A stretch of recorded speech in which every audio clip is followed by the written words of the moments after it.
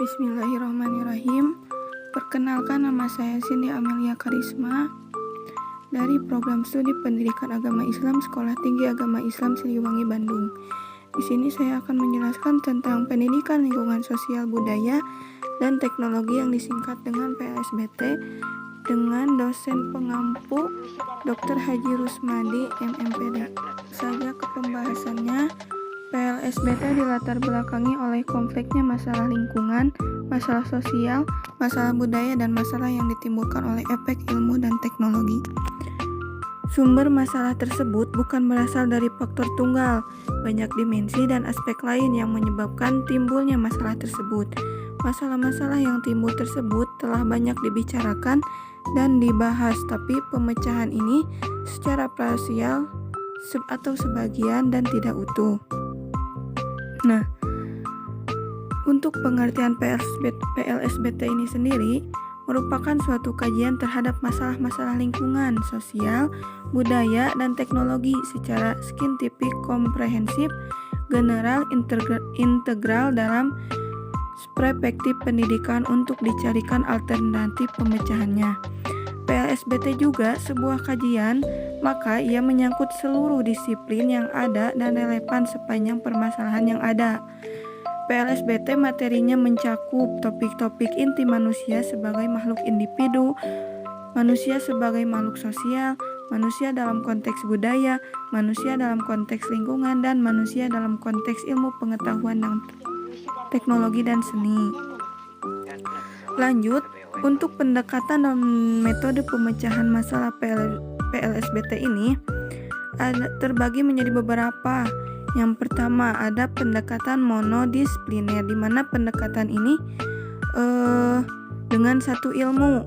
Yang kedua ada pendekatan interdisipliner atau bisa disebut multidisipliner, di mana pendekatan ini pemecahannya menggunakan dua ilmu atau lebih. Nah, untuk pendekatan interdisipliner atau multidisipliner berdasarkan karakteristiknya terbagi lagi menjadi 4 macam. Yang pertama ada pendekatan interdisipliner, yaitu pendekatan dalam pemecahan masalah dengan menggunakan tinjauan berbagai sudut pandang ilmu serumpun yang relevan secara terpadu. Yang kedua ada pendekatan multidisipliner, di mana pendekatan ini pemecahannya dengan menggunakan tinjauan berbagai sudut pandang banyak ilmu yang relevan.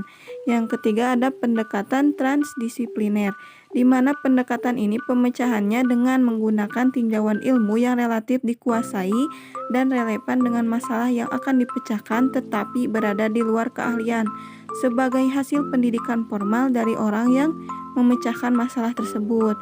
Yang keempat ada pendekatan cross-disipliner, di mana pendekatan ini pemecahannya dengan menggunakan tinjauan 2 atau lebih ilmu dalam 2 atau lebih rumpun ilmu yang relevan. Lanjut, untuk metode pemecahan masalahnya, yang pertama ada metode riset.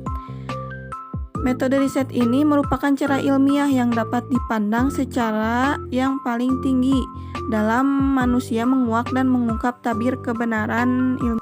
Nah, yang kedua ada metode pemecahan masalah, di mana metode ini menawarkan dan menempuh tahapan tertentu dalam memecahkan masalah. Dan yang terakhir ada metode inquiry. Metode ini menekankan pada penyelidikan terhadap suatu masalah yang masih samar-samar atau kabur agar menjadi jelas secara ilmiah. Nah, lanjut ke bab berikutnya, itu tentang manusia sebagai makhluk individu dan makhluk sosial. Kita bahas dulu yang manusia sebagai makhluk individu. Dalam bahasa Latin, individu berasal dari kata individuum yang berarti yang tak terbagi.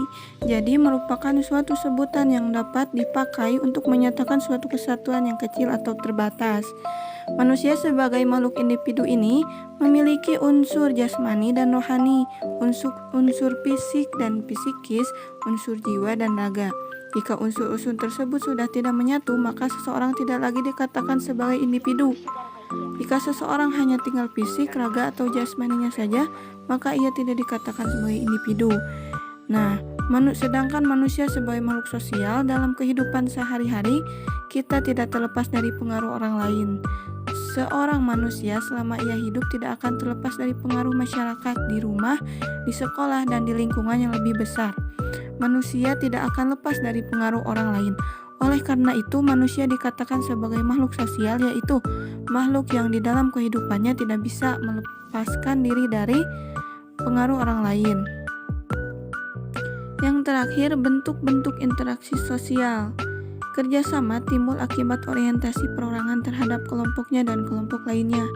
Akomodasi yaitu adanya suatu keseimbangan dalam interaksi antara orang, perorangan, dan kelompok manusia sehubungan dengan norma-norma sosial dan nilai-nilai sosial yang berlaku di masyarakat.